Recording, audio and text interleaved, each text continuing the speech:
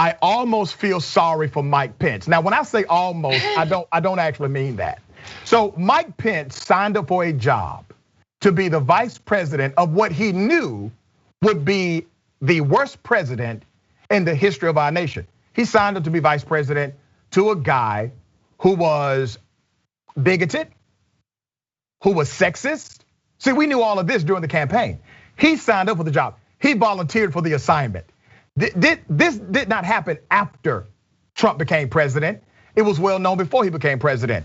So now that Mike Pence did not commit a federal offense and tried to overturn the election by not accepting the Electoral College, right?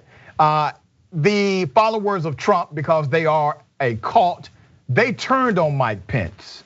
Mike Pence has been trying to get his footing, political footing, ever since.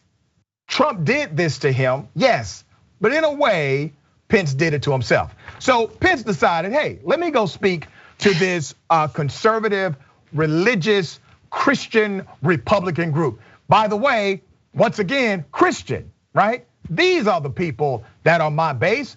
These are the folks that wear the WWJD, what would Jesus do bracelets. I will be safe among my Christian brethren. Well, here's what his Christian brethren had to say about his speech. And I want to thank my friend Ralph Reed for those overly generous words. I'm deeply humbled by them. Ralph Reed knows me well enough to know the introduction I prefer is a little bit shorter. I'm a Christian, a conservative, and a Republican in that order, and I am honored to stand before you today.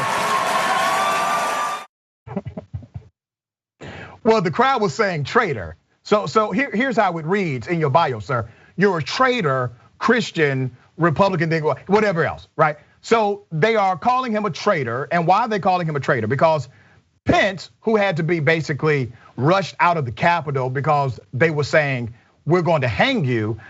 Pence did not violate the law by overturning the actual election results. Let me remind you of what they, the same people, were saying about Pence back then.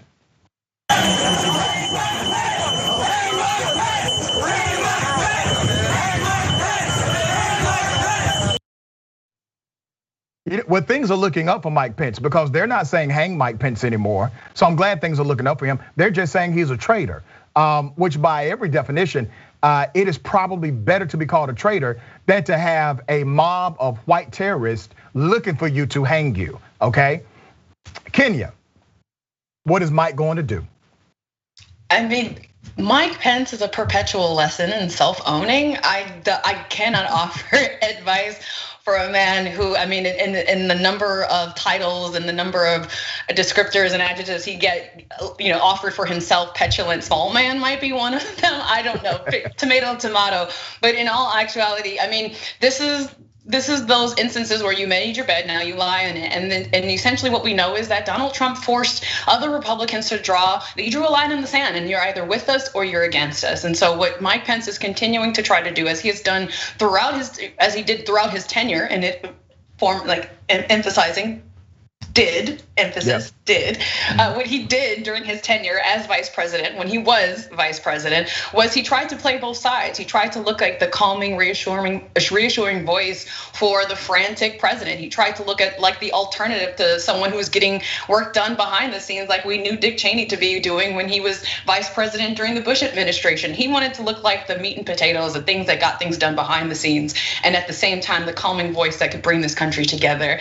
And when that line in the sand was drawn, and then we saw with other Republicans, whether it be Marco Rubio or we're seeing it with Matt Gaetz, they've shown their loyalties. Their loyalty is to a former president, knowing that he is still the face of a party. He's still the face that those within that party support, and that anyone who is looking to run or even looking to just keep their name in the hat for 2024 needs to stay on his good side. And where the vice president, former vice president Mike Pence recognizes that he has to do that at the same time towing a line where this man threatened him. This man had his life on the line during an insurrection. And so while you want to acknowledge that you did your job, you did what you could do, playing the victim is what Mike Pence is really good at doing. You were bound by the Constitution to do your job. So now feel sorry for me that in the process of doing this, I got those to turn against me, but I'm for you. I'm still a Christian. I'm still a Republican. I'm still a conservative. Whatever adjective he wants to throw out there so that he is not taking the blame for being exactly what those Republicans who see that line drawn, showing him and telling him exactly what he is, and that's a traitor. Yeah, and see, here's the thing. They don't give a damn about those other titles. They don't give a damn about the Republican title. They don't care about the conservative title, because in a cult, only one title matters, and that is your allegiance to the cult leader. And that is what you have seen happen in the progression of what took place after Trump got elected. This is now Trump's party. This is not McConnell's party. This is not the Republican Party.